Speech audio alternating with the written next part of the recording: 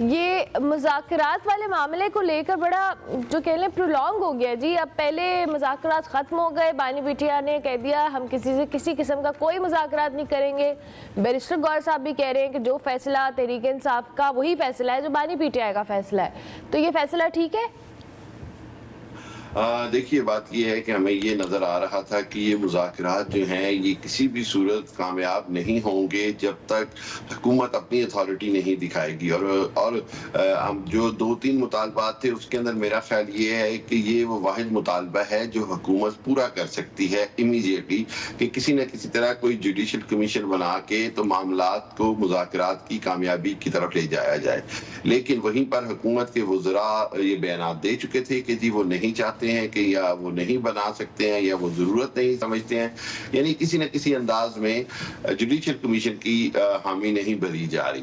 اور خان صاحب کا یہ جو فیصلہ ہے کہ جی مذاکرات کا مزید دور نہیں ہوگا, ان کو یہ لگ رہا ہے کہ حکومت صرف ٹائم گین کر رہی ہے اور عوام کے اندر یہ ایک تاثر جا رہا ہے کہ شاید جو پی ٹی آئی ہے وہ کسی نہ کسی طرح مذاکرات پر یا کمزور پڑتی نظر آ رہی ہے. خان صاحب یہ تاثر جو ہے وہ زیادہ دیر تک نہیں دینا چاہتے کہ پی ٹی آئی جو ہے وہ پبلک سپورٹ اس کی کم ہو رہی ہے یا وہ مجبوری کے تحت مذاکرات کر رہی ہے. دیکھنا ہوگا. لیکن میرا خیال یہ ہے کہ جوڈیشل کمیشن کے حوالے سے حکومت کو کوئی نہ کوئی مثبت قدم اٹھانا ہوگا. اس کا فائدہ یہ ہوگا کہ اعتماد سازی بھی ہوگی اور سب سے زیادہ یہ کہ یہ نظر آئے گا کہ حکومت کے پاس کچھ اختیار ہے فیصلہ کرنے کا. فان صدیقی صاحب کہہ رہے ہیں کہ جی ہم نے تو کہا ہی نہیں کہ جوڈیشل کمیشن نہیں بنے گا, یہ انتظار تو کرتے, انہوں نے مہلت ہی نہیں دی, ان کو جلدی کس بات کی. اور تحریک انصاف کہتی ہے جی یہ تو سیریس ہی نہیں تھے, انہوں نے خود کہا ہے اور آن ریکارڈ کہا ہے کہ جی جوڈیشل کمیشن نہیں بنے گا. بالکل ایسی ہے. دیکھیے بات یہ ہے کہ حکومت کے کچھ وزراء کچھ بیانات دے رہے ہیں اور کچھ جو مشیر ہیں وہ بیانات کچھ اور دے رہے ہیں. حکومت کی طرف سے سب سے جو اہم بات ہوتی ہے وہ کوئی نہ کوئی عملی طور پر کوئی سٹیپ نظر آنا چاہیے کہ جوڈیشل کمیشن بنانے کی طرف کوئی سٹیپ لیا گیا ہے. وہ تو لیا نہیں گیا. اور دوسری جانب یہی بات جو وہ کہہ رہے ہیں کہ پی ٹی آئی کو جلدی کس بات کی ہے, اور پی ٹی آئی یہ کہہ رہی ہے کہ جی ہمیں ایسے لگ رہا ہے جیسے آپ ٹائم گین کر رہے ہیں اور اس سے جو ہے وہ پی ٹی آئی کی جو پبلک پاپولیرٹی ہے اور جو پبلک پرسیپشن ہے, جو عوام میں تاثر ہے, وہ کمزور پڑ رہا ہے. میرا خیال یہ ہے کہ بہرحال حکومت کو عملی طور پر کچھ نہ کچھ کوئی قدم دکھانا ہوگا.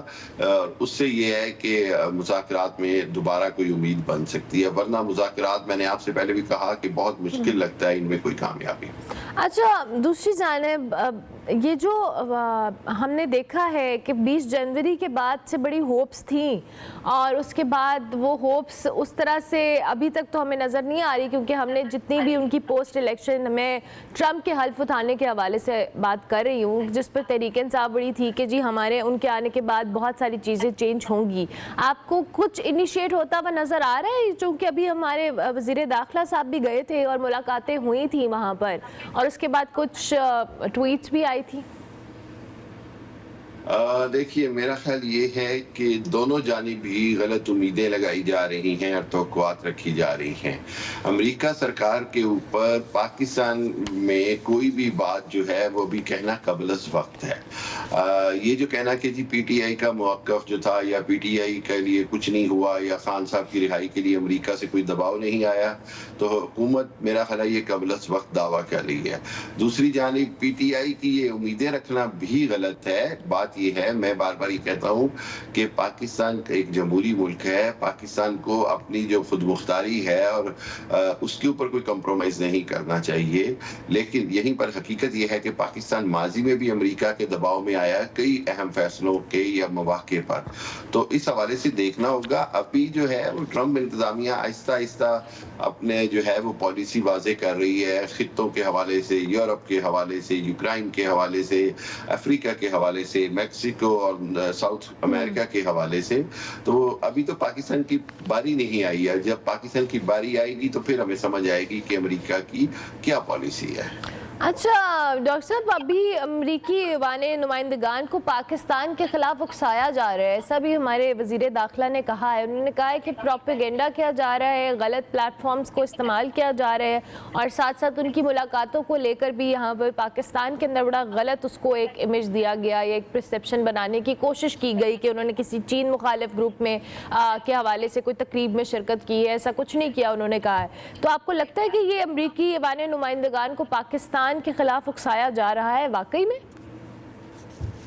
دیکھیں، اتنی ایک بہت بڑا سٹیٹمنٹ ہے، اس کے اندر محسن نقوی صاحب اگر کوئی ایویڈنس دیں تو وہ زیادہ اچھی بات ہے، لیکن یہ حقیقت ہے کہ جو امریکہ میں مقیم پاکستانی ہیں ان کی بہت زیادہ توقعات ہیں کہ امریکی حکومت جو ہے وہ خان صاحب اور پی ٹی آئی کی جو لیڈرشپ ہے اس کی جیل میں حوالے سے دباؤ ڈالے گی. تو اس دباؤ کو وہ کانگریس کے ذریعے ہی ڈالا جائے گا، اور کانگریس کے لیے بالکل ایسے ہی ہوتا ہے کہ کانگریس کے اندر جو ہوتے ہیں اراکین، ان کی لابنگ کی جاتی ہے اور وہ پھر لابنگ کے نتیجے میں جا کے کانگریس میں بحث کرتے ہیں.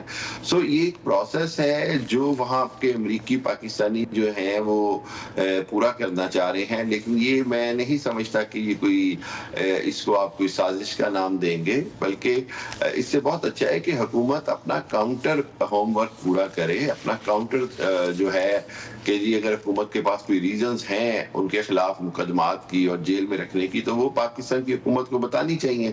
لیکن میرا خیال یہ ہے کہ وزیر داخلہ کا یہ جو دورہ تھا اس کے اندر بہت سارے معاملات بہرحال مشکوک بھی آئے، بڑے سوالات کھڑے ہوئے، اور حکومت اپنی جیت کے دعوے کرتی رہی، اور اپوزیشن یا پی ٹی آئی کا نام لے لیں وہ اپنی جیت کے دعوے کرتی رہی.